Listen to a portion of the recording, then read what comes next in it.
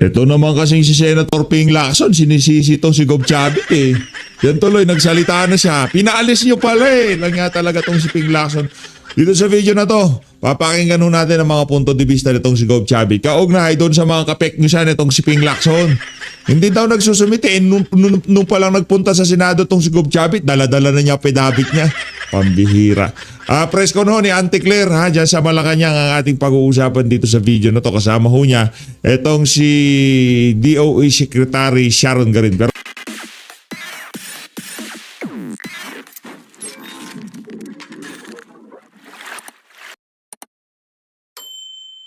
ito, rerekta na ho tayo dito kay Gob Chavit dito sa video na to. Okay? Gob, update na lang po sa affidavit na pinasusumiti sa iyo ng Senado. Dala ko noon pero alas 9 pa lang pinigil na ako eh. Nako, dala Ang pala. sabi sa akin, Pambihira talaga tong si Pinky. Oh, sinapa ka sinungaling.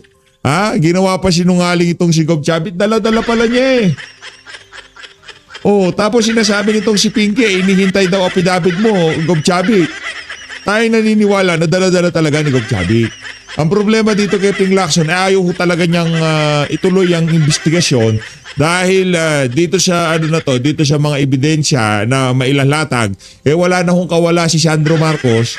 Wala na hong kawala yung mga kaibigan niya dyan sa House of Representatives at wala na hong kawala yung kanilang boss dyan sa Malacanang. dala ko noon pero alas 9 pa lang pinigil na ako eh. Ang sabi sa akin, pupunta ako doon sa 7 hanggang alas 5 ng ang hapon. Alas 9 may sulat na hindi matutuloy. So wala po akong kasalanan doon, nakahanda po ako. Yan. Nandun po ang pinabit ko. Ibibigay ko anytime na hihingin ni Senator Lacson. So babalik ka po ba ng Senado? Babalik ako. Gusto ko pumunta. Sila pumigil eh. Ano po ang dahilan? Bakit hindi tinuloy? Yung committee raw. Ano po? Pero yung affidavit na sinasabi, nakahanda ako, nandun ako sa palapit lang sa Senate. Nag-aantay lang ako ng oras dahil alauna naman sila pupunta, alas 9, dumating na yung sulat na hindi matutuloy. Pwede po ba i-share niyo sa amin kahit konti lang tungkol doon sa affidavit na isasubmit niyo? Ay, hindi pwede, sila lang pwede bumasa ng affidavit. Ang ano ho dito, ang issue dito, hindi totoo yung sinabi ni Ping Lacson na itong si Gob Chavit inihintay pa affidavit. Nandun na ho pala eh. Ang problema dito kay Ping Lacson, pinaalis nyo naman pala itong si Gob Chavit. Huwag yung paalisin. Sa susunod, dadali niya dyan yung affidavit, pati yung 18 Marines. Tingnan natin. Yung 18 Marine merong affidavit. Diba? Bakit hindi mo ipatawag yun? Ano bang gusto mong ayusin nila doon sa affidavit nila na hindi banggitin yung pangalan nitong si Martin Romualdez? Huwag banggitin na nag-deliver sila dyan sa Ilocos Norte. Pambihira. Pupunta po talaga kayo sa flight hearing na Kung tawagin ako dahil pupunta ko talaga para makatulong. Dahil sila naman nagsabi na isumbong sa Pangulo, isusumbong ko sa Pangulo. Banggitin po ba kayo mga malaking personality na sangkot sa flood control doon? Of course, yung mga responsible dyan. Senator, Congressman, Mayor. Hindi mo na doon na lang yun. Doon na lang para di ba pre-empt yung hearing. Pero napirman yun yung affidavit. Napirma na notaryo na, nakadotaryo na. Naka-ready po ako noong A7, dahil A7 nung sinabi. Hanggang alas 5 ng hapon. Alas 9 may dumating ng text na Naka-ready. hindi na matutuloy. Tama, iniwan niyo na po doon, Gob. Ha? Affidavit, iniwan niyo na po doon? Or Hindi ko na pinigay. Kinansel nga eh. kailan niyo po balak isubmit po again personally? Kung anong sabihin nila. Nag-usap na ba kayo ni Senator Nag-usap Lacson kami ulit? noon, submit ko yung mga affidavit mo sa A7, sabi. Nandun na ako sa lugar na yon, hindi ko naman pwede puntahan doon, walang tao ron. Alas 9, may text na sa bahay na hindi pa tutuloy. Pero recently, sir, may Ha? communication na ba kayo ulit ni Senator Lacson? Wala pa, ang sinabi nila, hindi pa sigurado kung kailan. Nako. Ayun naman pala si Ping Lacson naman pala nagsasabi na hindi sigurado kung kailan eh. Bakit ibinibida niya sa media? Inihintay niya affidavit nitong si Gov. Chavit. Napakasinungaling talaga nitong si Ping Lacson. Oo. Hindi kayo nararamdaman nila na mayroon kayong malaking pasabog kaya Hindi ko lang alam. Pero ang rason nila, hindi pa approve ng committee. Hindi naman na-approve ang committee kung sino-sino lang gustong patawag doon eh. Bob, ang katanungan ko, ano po masasabi niyo regarding kay sa kanya? Wala muna. Pagdadasal ko siya. Ayun na nga mga kababayan, maliwanag yun. Hindi o si Gov. Chavit ang dahilan ng pagka-delay ng inaabangan, hinihintay na sambayanan na hearing ng Blue Ribbon Committee. Ang may kasalanan ho talaga si Ping Lacson. Di ba? Ang dami ho niyang kaartihan, gayong ang sambayan ng Pilipino, tagal na hong hinihintay yan. Mag-hearing na ho kayo sa lalong madaling panahon para ika nga mabigay yung karampatang hustisya na inaabangan ng sambayan natin, maibigay na sa kanila. Maibigay na sa ating lahat. Dahil habang pinapatagal ni Ping Lacson yung investigasyon na yan, yung hearing na yan, hindi maghihilo masugat at hindi natin maibabalik kung ano yung ninakaw sa kaban ng sambayanan. Kasi tayo naniniwala kaya pa natin bawiin yan. Habang may panahon pa, habang yung iba dyan baka hindi pa nila naubos yung kinulumbat nila, yung mga maleta nasa mga condominium pa nila, magkalabasan na kung sino talaga yung mga mastermind. Alam naman na sambay ng Pilipino kung sino mastermind. Kumbaga dadalhin lang natin sila doon sa punto na wala na silang kawala. Diyan mismo sa Blue Ribbon Committee, malantad na lahat ng kabulukang ginawa nila dito sa administrasyon itong si Marcos Jr. Kaalyado ho talaga. Kaalyado ho kasi nila yung si Tuta Soto at saka yung si Ping Lacson Boytago. Kaya yan ang nangyayari. Kaugnay dyan sa issue na yan. Tumatagal, hindi nagkakaroon ng kaliwanagan. At idinidelay na itong si Ping Lacson Boytago. Rekta ho tayo dyan sa Senado, ay dyan sa Malacanang dito kay Auntie Claire. Gabe? Tribune, Yung kalbong nagpunta sa Amerika to. Yung kahapon po kasi, may mga posts sa online na about na yung pag-attend ni Pangulong Ferdinand Marcos sa Bataan, produkto daw po ng AI at last year pa daw po yun. Ano pong masasabi ng palasyo? Alam naman ng mainstream media ang katotohanan. So tayo, yung mga matitino na taga-mainstream media, yung mga matitino na nasa social media, kayo na po ang magpatunay kung ang nakikita nila na ginagampanan na event o pinupuntahan ng Pangulo na event ay AI lamang o totoo. So kayo po ang maaaring makatulong din sa amin dahil on our part, on the part of the government, ginagampanan lamang po ng Pangulo ang kanyang obligasyon para sa taong bayan at para sa bayang ito. Kung mayroong mga naninira, alam naman natin kung saang parte ito nang gagaling. At suportahan natin mismo ang gobyerno at labanan natin ang fake news. Maliwanag yun labanan natin ang fake news. Wala namang problema sana kung okay naman si Marcos Jr. Ilabas yun na yung kanyang medical bulletin.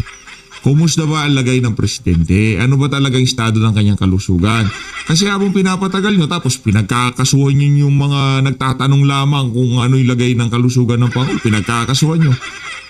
Ano nyo, ilabas yung medical bulletin niya, tapos ang usapan natin dito.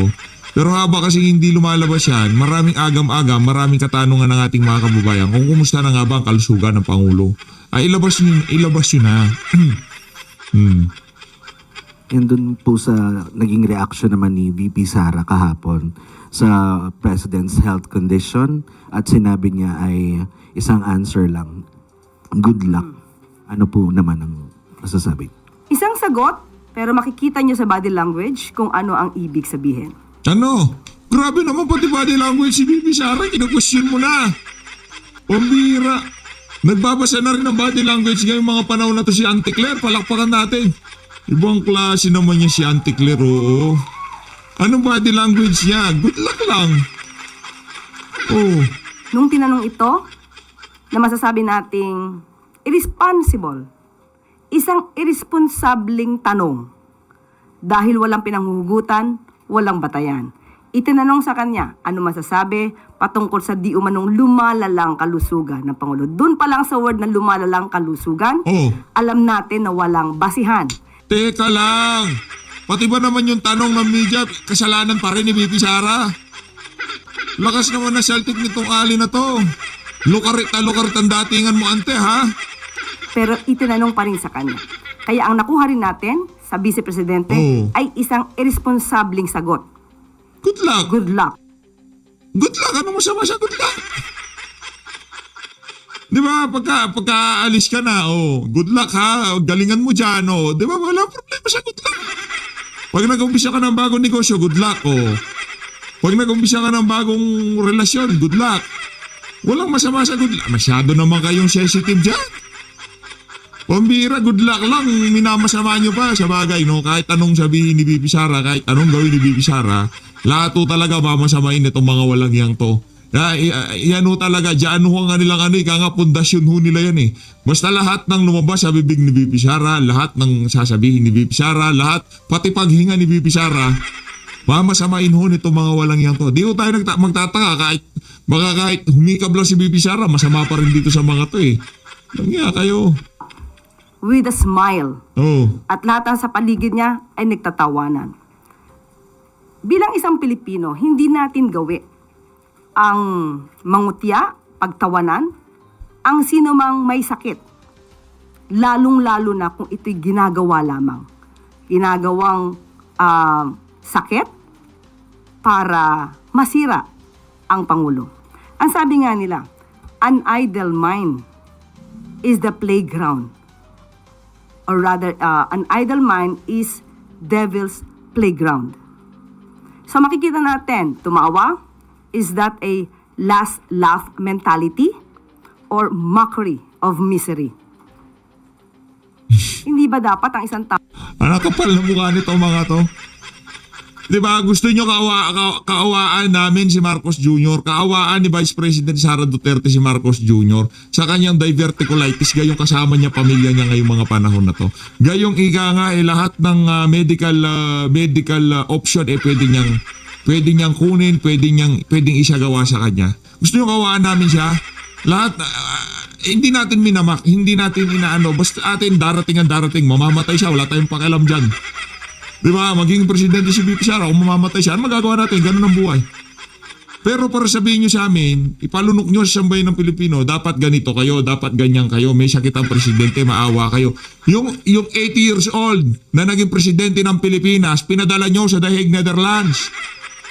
Ang kapal na mukha mo para sabihin mo na kayo, kaawaan natin to, kaawaan natin yan, dapat hindi minamak.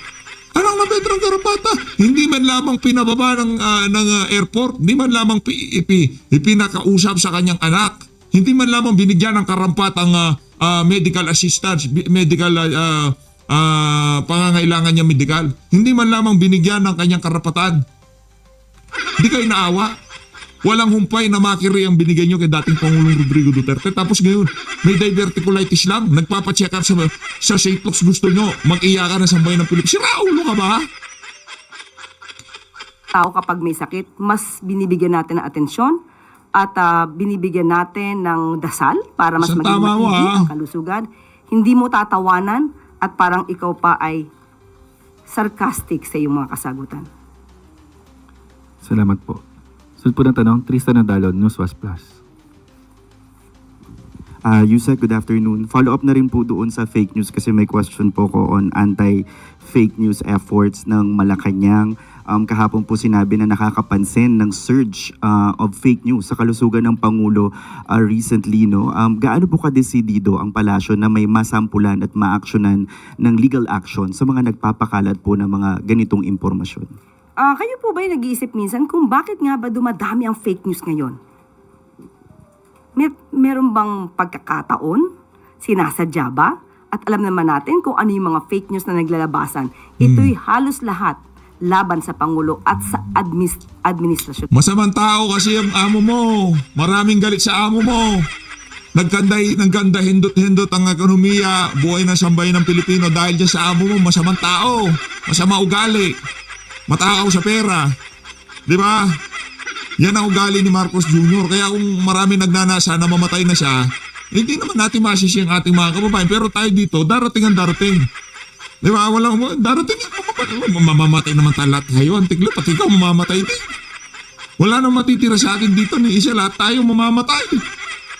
Ano bang pinuputok ng butsi? Una-una lang yan. Hindi natin alam mamaya. Di ba? Mamaya si Marcos Jr. biglang pumlakda. Pero para lahat na lang na lumalabas sa bunganga nitong si Vice President Sara Duterte, kini-question mo, anak ng tokwa. Paksang tama mo. Patungkol sa kalusugan, wala daw ginagawa ang gobyerno, lalong-lalo na patungkol sa krisis sa Middle East. Yan ay lahat ay kasinungalingan. Kitang-kita po natin kung paano gumalaw ang Pangulo at kung paano magtrabaho ang gobyernong ito. Meron pong ginagawa, nakita niyo po, sinimula na po ni Secretary Dave Gomez ang bibigay ng impormasyon sa DOJ para mas malawak ang imbestigahan ang mga taong nasa likod ng fake news na ito. At inaanyayahan na rin po namin, gagawa po ang PCO ng isang website o isang platform kung saan niyo po isusumbong lahat ng fake news na nagkakalat at yan po ay hindi namin tutulugan at lahat po yan ay dapat nasampahan ng kaso. Alam to ko, hindi na pababa ang presyo ng mga pangunahing bilhin, presyo ng mga produktong petrolyo. At least, yung mga Pilipino ay kinasuhan. Yung mga galit kay Marcos Jr. at gusto na siyang mamatay ay kinasuhan. Hindi ako, personally ako, darating ang darating. Yun naman ho tayo dito sa PH Update. Alam yan ng mga datihan na dito. Hindi natin pinapanalangin ng sakit ng kung sino man. Hindi ho magandang bagay yan. Hindi ho tayo nananalangin ng ganyan. Ang atin dito, kung mamamatay siya, ito mamatay siya, wala problema. Maging presidente si Bibi Sara. Pero hindi natin pinapanalangin yan. Yung mga kababayan natin, kung pinapanalangin sa kanila yan, hindi ating yan. Kung gusto na nilang mamatayin si Marcos Jr. para pumalit si Bibi Sara, wala problema. Ayaw niyo mag-resign. Pero tayo dito sa PH Update, darating ang darating. Mabubulok ang bituka niya. Hindi natin alam. Bigla siyang mahimatay, hindi na siya gumising, hindi natin alam. Ang atin dito, pag namatay si Marcos Jr., presidente si Bibi Sara. Pero hindi natin pinapanalangin na mamatay siya. Kung kayo ay pinapanalangin nyo, inyo yan. Pero hindi maganda yan. Diba? Hayaan natin ang Diyos ng tadhana ang humatol kung dapat na bang mamatay o dapat magtagal ang buhay ni Marcos Jr. Diba? Kung mabubulok na babituka niya, diverticulitis siya, hindi na siya makakain, mangayayat siya, maging butot balak siya, maging bangkay siya, maging bungo na siya. Hindi natin alam yan. Darating ang darating. Ang sigurado dito, pag namatay siya, presidente si Bibi Sara, palakpakan. Diba? Ganun lang naman. Pero hindi natin pinapanalangin yan, ha? Ulit po natin, fake news. Oo. Yusek, on another topic, some groups are raising the alarm over the implementation of the DILG's Safer Cities policy. You have Kabataan Party List saying this is anti-poor and elitist, saying the government should focus on addressing poverty than ordinance enforcement. Yung sa 10 p.m. curfew minors, sabi naman po ng grupong Samahan ng Progresibong Kabataan, this may conflict with the Juvenile Justice and Welfare Act na wala raw po dapat penalty ni-impose sa mga bata. And yung previous Supreme Court ruling na ini-struck down yung mga ganito pong curfew. Given these legal limits, is Malacanang still supportive of this national policy? Unang-una po, ito naman matagal na mga ordinansa. Pinapatupad lamang po ng DILG. So ang pagdidisiplina sa mga kabataan, nakita po natin sa mga news na yung mismong nanay ang nagrereklamo na ang mga anak nilang minor de edad ay hindi nila mapauwi at matigas ang ulo. Hindi po naman ibig sabihin ng pagdidisiplina sa mga kabataan para mas maging safe sila at protected ay anti-poor na. Hindi po lahat ng pagdidisiplina ay sasabihing anti-poor. Ito po ay para sa protection ng bawat Pilipino. Yeah. Last na lang po. May paalala na lang po bang Malacanang sa law enforcement agencies that baka yung iba po ang tendency is ma-abuse yung power to enforce these ordinances? Sa lahat na ng aabuso, ngayon pa lamang po, isumbong niyo po agad para po maproteksyonan din ang mga inaabuso at mapanagot ang mga otoridad na nang-aabuso ng kanilang kapangyarihan. Thank you. Hardy Balbuena, IBC 13.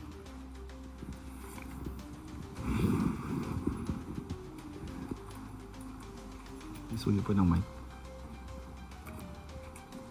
Hi, good afternoon, Yusek. Ma'am, since present din po si DA Secretary Francisco Cho Laurel Jr. doon sa second uplift meeting, may update na po kaya doon sa EO that will impose the 50 pesos price cap on per kilo of imported well-milled rice? Yes, sa ngayon po ay naipasa na nga po itong rekomendasyon at nakikipag-coordinate po ang Pangulo at ang administrasyon sa DA at sa DTI para po maipatupad ng tama ang masasabing price cap sa nasabing bigas. Is the uplift committee or the president also considering imposing discounts through subsidies sa iba pang varieties ng rice, especially po sa local, since yun po yung tumataas talaga? Sa ngayon, wala pa po napag-uusapan doon. At itutuloy ko lang po yan. Noong nakaraang press briefing na itanong po sa atin kung bakit may tumataas ng mga presyo sa palengke. Kasi po, ang DTI po, ang covered po ng DTI ay mga groceries. Sa pagdating naman po sa mga palengke, ang may hawak po dito, ang jurisdiction po dito ay ang DA. So tinanong po natin mismo sa Secretary Kiko Laurel Jr. kung bakit mayroon na nagrereklamo na tumataas ang presyo ng mga bilihin sa palengke kung ikukumpara dahil sinabi nga na hindi magtataas ng presyo ng mga basic needs at prime commodities sa grocery. Ang sabi kasi ni Secretary Kiko Laurel, kung ikukumpara ang mga supply sa grocery, usually umaabot ito ng 60 days na inventory. So maaaring hindi agad magtaas. Unlike po sa mga palengke na karaniwan ay mga kada araw bumibili ng kanilang mga supplies kaya medyo tumataas because of the logistic. Pero kapag ka po naman, inabuso rin ng mga kababayan natin ang pagbebenta ng mga basic goods diyan po sa palengke, ipagbigay, alam nyo rin po, sa Department of Agriculture. Ibibigay ko po sa inyo mamaya ang daily price report po as of April 9, 2026 na ibinigay po ng Department of Agriculture. Ibibigay ko po sa inyo mamaya. Salamat po. Follow-up question, Ivy Reyes, Bilionario. USEC Ambassador Babe Romualdez said we're asking for a 6-month extension of the of Washington's temporary waiver on to buy Russian crude oil. Can we confirm this with the palace po? Nako, yan na. Hindi ko po natanong sa ngayon. Siguro Yari tayo dito. sa ngayon. Siguro maya-maya po itatanong ko po sa kanila at maibibigay ko po sa inyong kasagutan. And USEC, can we just get the clarification on when can we expect the result of the President's decision on DBCC's recommendations po? Because we've been waiting for it for... Yes, binanggit po kanina, hinintay lamang po namin ang pag-anunsyo ng Pangulo by next week. By next week. Salamat po. Christian Bascones, PRTV.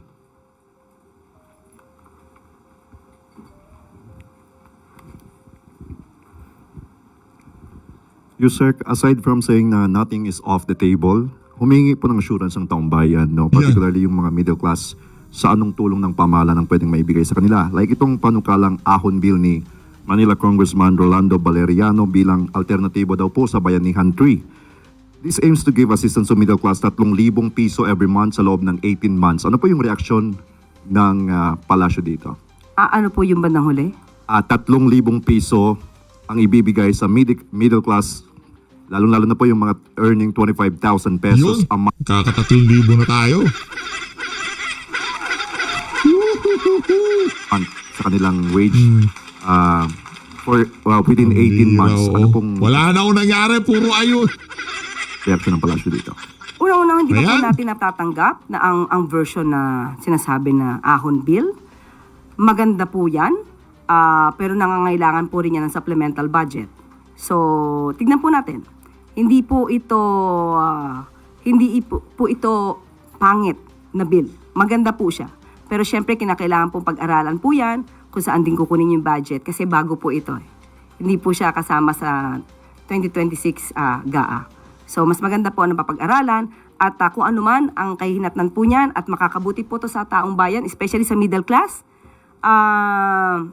hindi po naman yan tututulan ng Pangulo. For as of now, kailangan makita po yung pinaka-version po ng Okay. Pangulo. Aside from yung sa mga fair discount po sa ating mga middle class, yung nakaka-consume po talaga nito, Possible din po ba yung cash aid sa mga middle class?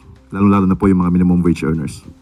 Ngayon po, pag-aaralan po yan. Dahil sabi nga po natin, kailangan po ng kaakibat na budget po dyan. So kung meron po tayong batas at meron nakalagay na pong budget po dito, mas maganda po na maipatupad kung meron na po. Thank you, Yusek. Salamat po. Clay Pardilla, PTV4.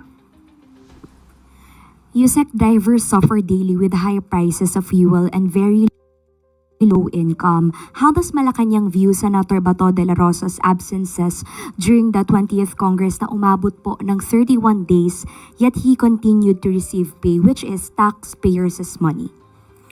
Hindi po siguro tayo ang dapat sumagot niyan. Ang dapat pong sumagot niyan ay si Senator Ronald Bato de la Rosa. Yan. Kung ano po ang nararamdaman niya, dahil karamihan po sa atin, halos lahat tayo ay nagtitipid.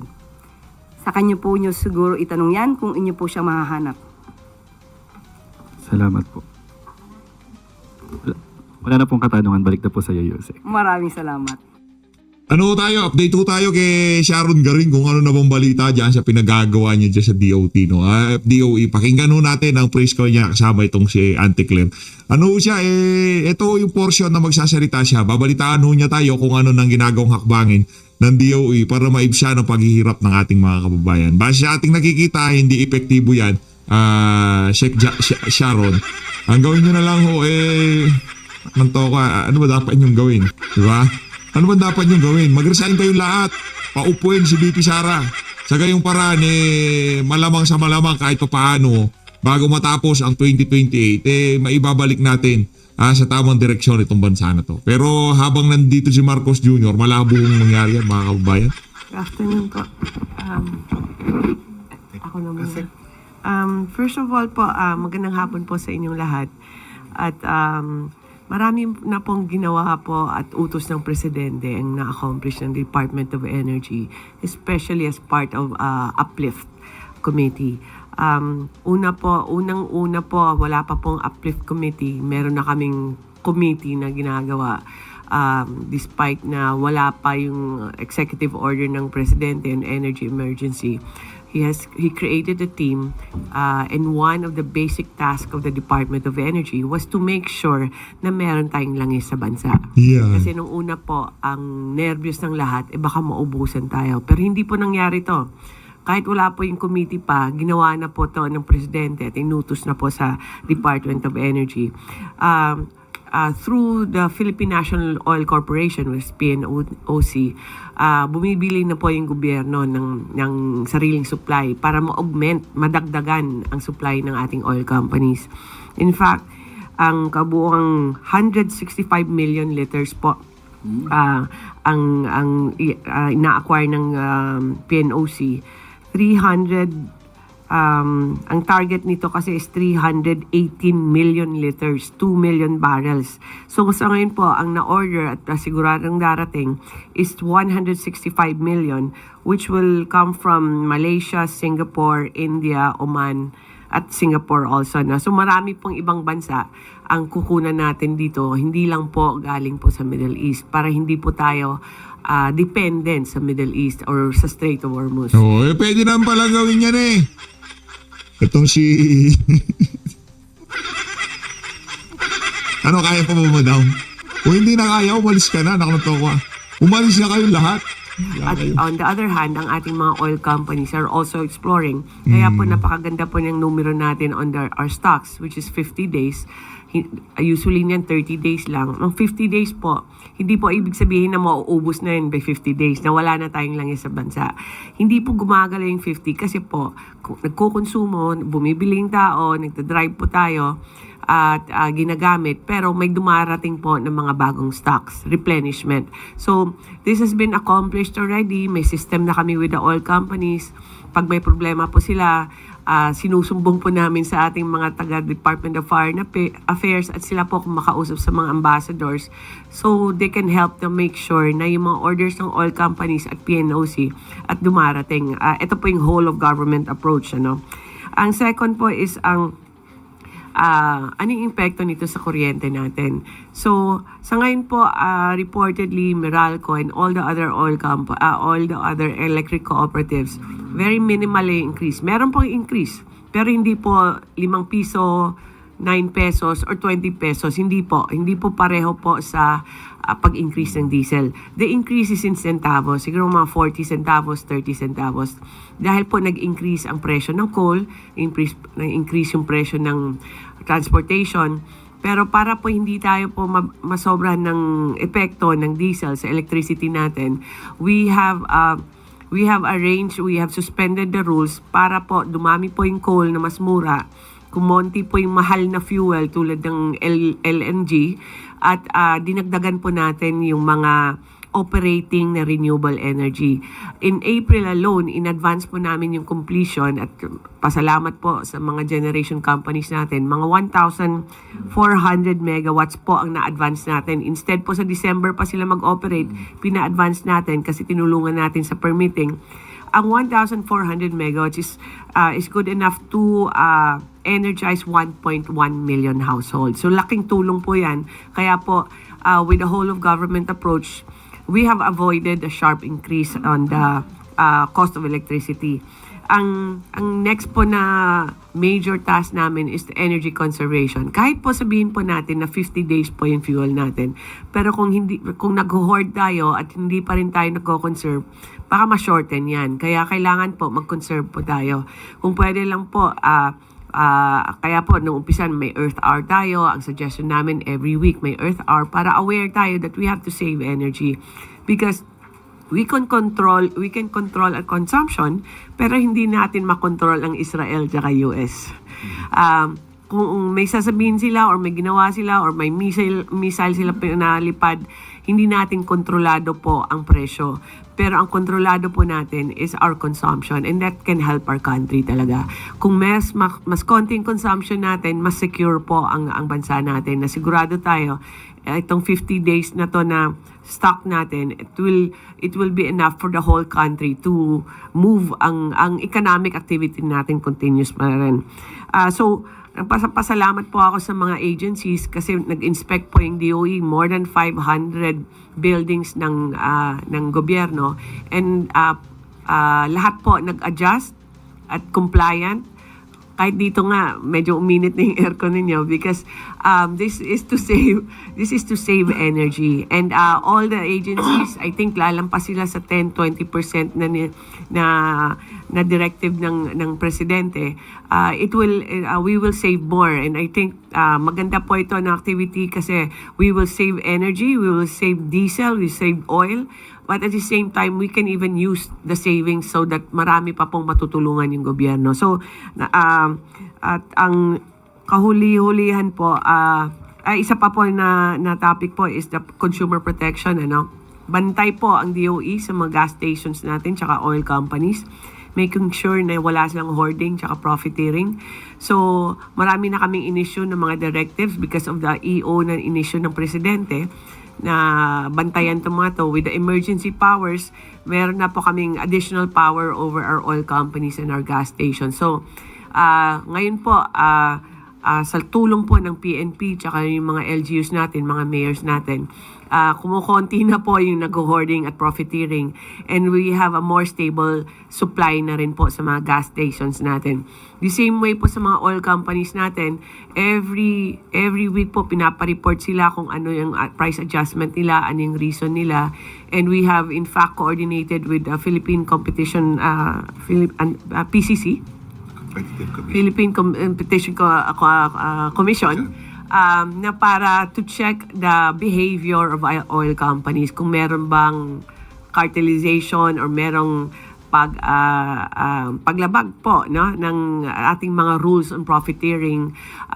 So far pa naman, these are all under investigation or under observation, para lang po na mabantayan ng maigi. I'm not saying that there are parties that are guilty of this, pero maganda na po yan na meron tayong bantay, nandyan yung DOE, nandyan yung PCC, nandyan po yung ating mga enforcement agencies to make sure that this does not happen. So, pasalamat po ako na actually na-discuss to sa Kongreso para we have we need to improve our system kung gusto natin po mas nababantayan po ang ating mga stakeholders.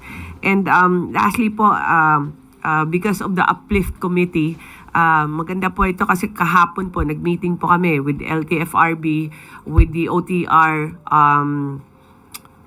Land Bank, DOE, PCO, lahat po na involved, even the Office of the Executive Secretary. We're all working together to make sure that yung mga plano po ng Presidente at plano po ng mga ahensya, we are able to implement. For example po, itong na-mention ng Presidente na 10 pesos discount or subsidy sa mga jeepney drivers pag bumibili sila ng diesel. So ito po, talagang hindi po madaling trabaho to kasi hundreds of mga 200,000 yata ang jeepney natin or 300,000. Malaki po, kahit sa Metro Manila po. So we will start with Metro Manila and then later po mag-expand po sa the rest of the country. But this is what we call not just a whole of government but a whole of nation approach, because even today po, habang nandito po tayo, tuloy-tuloy po yung meeting namin with the jeepney associations and also the gas stations, orientation po hanggang po para pag-implement natin po pag next week. Alam na ng lahat kung anong gagawin. So, and this is a collaboration of the government as well as the private entities. And for that, no, kaya po wala pong kahit bakasyon po yesterday. All these agencies went to work and just to make sure na ang mga benepisyo po na pinaplano po ng Presidente may implement po natin next year. So next week. Salamat po. Thank you very much. Ayun na nga mga kababayan, dito na tatapusin ang ating reaction video. So always, maraming salamat po sa pag-support sa Page Update. Mag-ingat po kayo lahat. Lahat ng Pilipinas.